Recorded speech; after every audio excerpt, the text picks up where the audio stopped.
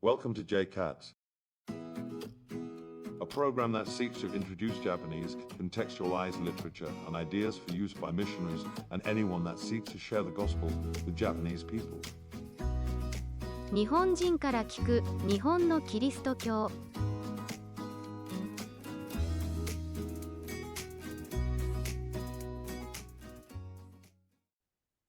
Hey, welcome to JCATS. My name is John Robinson. Good to be here with you today. I'm kind of excited about sharing from Kosuke Koyama's water buffalo theology today. If you remember last episode, we talked with Yurika Derachi, and she mentioned her favorite voice in like Japanese missiological studies or contextualization studies in Japan as Kosuke Koyama. I agree. I think that of the stuff that I've been able to find on the topic, Koyama's been really clear and really helpful. I think his background as a missionary from Japan to other parts of Asia, specifically in water buffalo theology. He writes about his time in Thailand a lot, dealing with Thai Buddhist people, but also working alongside Western missionaries and detailing a number of sort of Western colonial attitudes that he felt were unhelpful, that he was uncomfortable with. Koyama himself, though he was born pre-World War II, is a third generation Japanese Christian, which is incredible in that Christianity would have only, or like Japan would have only opened to the West and therefore to like the prospect of Christian missions. I can't remember exactly, but I want to say somewhere in the 1870s, 80s, somewhere in there. Something like 150 years ago now. And so if Koyama's grandfather was became a Christian, which he details in one of his writings, after interactions with I think a British missionary, would have been one of the first like generation of Japanese Protestants. And so he had, Koyama himself having this appreciation for Western missions, and even I think when he detailed that conversion, the thing that impressed either Koyama in retelling or actually Koyama's grandfather, I can't remember, was the fact that the missionary didn't use like comparative language. He didn't present the Christian God as better than the Japanese gods. I think he simply presented the Christian God as a loving God. And that made an impression on, I think, on Koyama. And so when he was working in Thailand with Western missionaries, some of whom showed a more sort of I guess conquest-oriented form of Christianity, or at least that's what it looked like to him. He was critical of that in his water buffalo theology, which I think is helpful in how we look at how we can sort of decontextualize unhelpful attitudes or unhelpful Western expressions. And so today I wanted to talk about water buffalo theology, chapter 2. And it'll be mostly in chapter 2 of water buffalo theology today. And the chapter is called, Will the Monsoon Rain Make God Wet? What do you think about that? If you're a theology nerd, I think of myself as a theology nerd. I like that stuff. Will the monsoon rain make God wet? I'm going, rather than giving you the answer, I think probably most of you will have already answered the question in your head. But when Koyama starts the chapter, he talks about overhearing a funeral procession, a Buddhist funeral procession, because there's a burial ground or an open air cremation site near the theological seminary in Thailand where Koyama worked. He can hear, he details the music, the sort of Buddhist chanting going on as the procession happens. He says, I can hear in my mind the monks, seemingly passive and untouched, preaching to the people as they walk. The Lord Buddha said death is the change of the name in the body of a spirit from one form to another. Nothing in the world, even life or matter, can vanish. It only changes. And what he's getting at here is that to the Thai people who are largely Buddhist, life and death is cyclical. It happens, it continues, and there is comfort in that. So when we have an opportunity to share the gospel with Eastern thinking people, I think that Koyama would agree that the Japanese are more like Thai Buddhists in thought than like Westerners. If you were to put them on opposite ends of a spectrum, I think the Japanese, being Eastern peoples, would think more in this cyclical way than a more linear way, which tends to be more popular in Western thought. I'm going to read another little section here from the chapter. The silence of the universe is not terrifying. It is rather a benign expression of the tranquility to which humans, after some years of precarious existence, are destined to return. And here he's further explaining that cyclical thought pattern. He goes on to share about how places in Thailand, the Philippines, Taiwan, Hong Kong, Japan tend to have the same sort of weather patterns, specifically with like heavy rainy seasons that can be destructive, but also seen as life-giving. Then he goes on to contrast the cyclical, what he calls the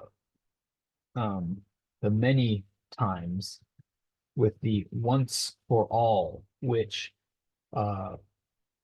he'll go on to say, to agree with what I think most of us are thinking, that Christianity tends to be more of a once for all, a linear type of thing, even though it feels a little unfair in the sense that Westerners like to think linearly. It's also true that the biblical story, the unfolding, story of redemption, is most easily seen in a linear sense more than a circular sense. But let's continue on here. Okay.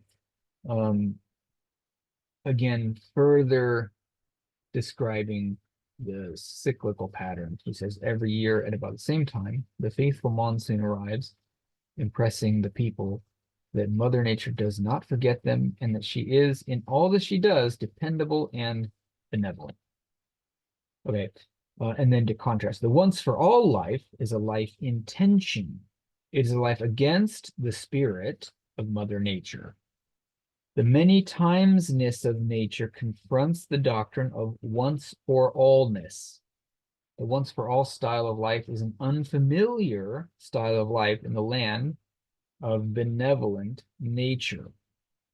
So you can kind of start to see where you might run into people doing the head scratching thing when we share a gospel that is very linear and that is very once for all. I think that's straight out of the Bible. Like Christ died for sins once for all. When we share a linear gospel, we share that God created the world, event, good. He created the world, good. Humans sinned, event, change, tension. But a future Messiah comes, event, lives a perfect life, dies on the cross, and is resurrected, event. And people now have a new course available to them. A lot of cataclysmic, unnatural things happen in the gospel message. And I think, that's unavoidable. That is the gospel. But if we go into a conversation with an Eastern person who's unfamiliar with those points of the gospel, they may not connect initially. They may be easier to just sort of back away. This is a little too foreign for me, right? And so that's, I think, where I'd like to look at, so that we can think, and I'm not really going to be giving a lot of answers. I mostly just want to invite you to think about ways that you could use some of these ideas in your own sharing with your Japanese friends.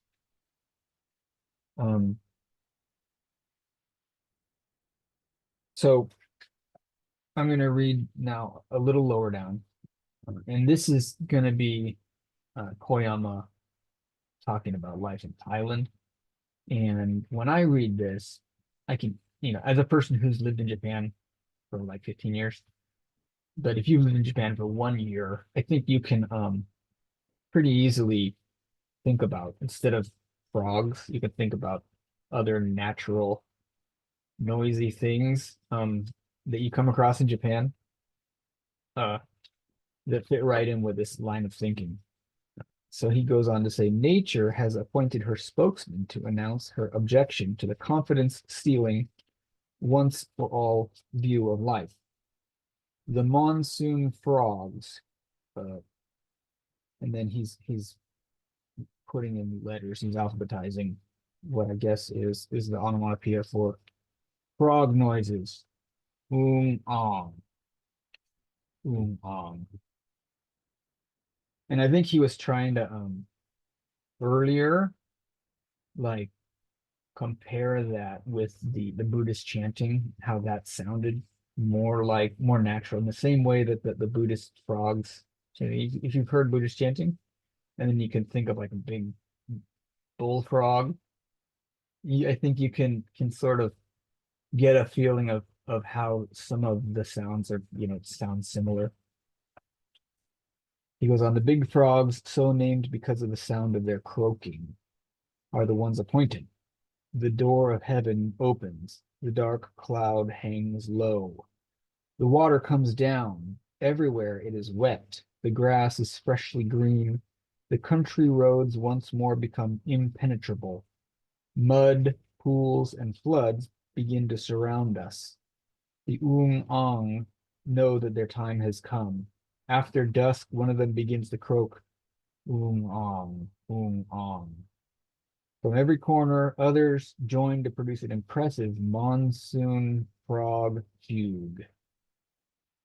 The music is comforting to the tired farmers. Perhaps there is only one group of people who do not listen to this monsoon ong orchestra. They are the Asian theologians, he says with an exclamation point. Ong do not comfort us once for all, but many times in every monsoon season. Going to pause there with Koyama. My wife is Japanese. She comes from a line of spinach farmers. Her grandparents were spinach farmers until they passed away not so long ago. She grew up visiting farms and so like spoiler alert, I think if you're in Japan, instead of these large bullfrogs, you're probably thinking of cicadas, right? In the summer, late summer, you get cicadas every year. If you watch Japanese anime, you can hear cicadas in the Japanese anime. That's how part of the annual cycle of life in Japan is that you hear cicada noises in cartoons. Something my wife mentions most every year is after the cicadas are done and it starts to cool off and it's fall, you hear a different kind of bug. I guess I don't know if it's crickets or what, honestly. It's more of a high-pitched and a softer bug noise. And she always mentions how much she likes to hear those bugs. And I don't know the story behind it other than maybe it could just be that fall is such a nice season. It could be something else. Maybe I need to talk to my wife. I don't know. But you can see how the cyclical nature is something that is probably closer to the hearts of Asian people than Western people. It also could be, honestly, it also could be that I'm from California and we have one season. It's just warm and dry all year long. I can wear shorts and sandals all year long in Southern California. And it's glorious to me. I know a lot of people like having seasons, and I'm starting to appreciate that more living in Japan. But what I want to bring out there is I think the Koyama is probably onto something in that how people here think is less confrontational, right?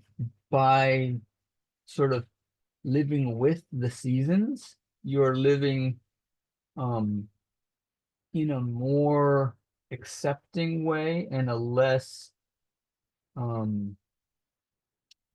interrupting way, right? And so it makes sense that a religious message that is heavy on interruption would jar the average Eastern person's sensibilities. So it's something to keep in mind when we share the gospel.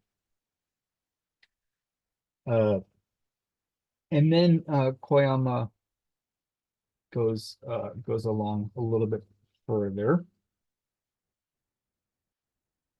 And I'm going to go ahead and read. He's got his next section is a theological response. And now here he wants to talk about how God is above nature. Okay. So he goes on and he says, the God in the Bible is not controlled by the monsoon. God is not cyclical. God is linear. God is not many times, but is once for all. When the black smoke fades away in the groves of bamboos and among the tops of coconut trees, non-argumentatively, faith in God makes us look up to that same smoke argumentatively. We will meditate on the life just ended in the light of the reign of God, who does not circle, but moves purposefully toward a goal. Our meditation is argumentative. It is not a familiar meditation among the people of Thailand. We listen to the Oong Ong's magnificent fugue in its counterpoint, inspired and comforted, saying, I listen to the marvelous music of the monsoon frogs. From whence does my help come? My help comes from the Lord, who made the monsoon frogs. And then just continuing, what a strange argumentative idea. Why should the monsoon frogs and my help be joined together in one thread of thought? Cyclical cosmic regularity and its saving dependability without hurry and without argument constitute the spirit of the monsoon orientation. The cosmic cyclical regularity is, however, intended by the Creator God according to the biblical faith. While the earth remains, seed time and harvest, cold and heat, summer and winter, day and night shall not cease. Genesis 8:22. Regularity is there not by itself, but by the promise of God. So Koyama here adds a theological baseline for the idea that the cyclical is also part of God, part of God's plan. It's God ordained, right? It's a cycle that didn't have its own origin. It had its origin in God. And I think, this is just, I think in Hebrews, right? It says that that essentially that all things are held together by Jesus. I'm not looking up right now.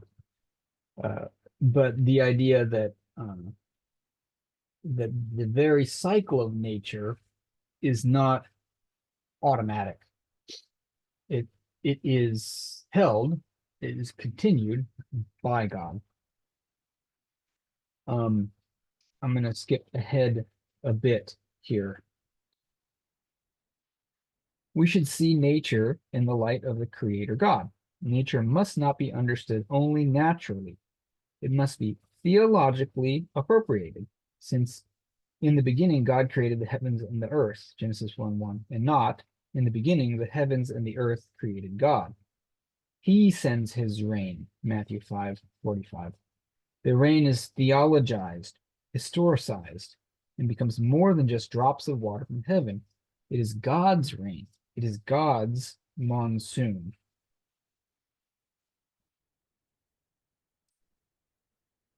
Finally, I'm gonna finish up from the book here with most of the last paragraph of the chapter. The monsoon rain cannot make God wet. God is the Lord of the monsoon rain.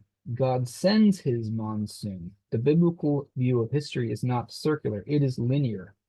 But life in Thailand is strongly influenced by the circular movement of nature. This circular nature is not of demons. It is, as we understand, from God. We see the glory of God both in history and in nature.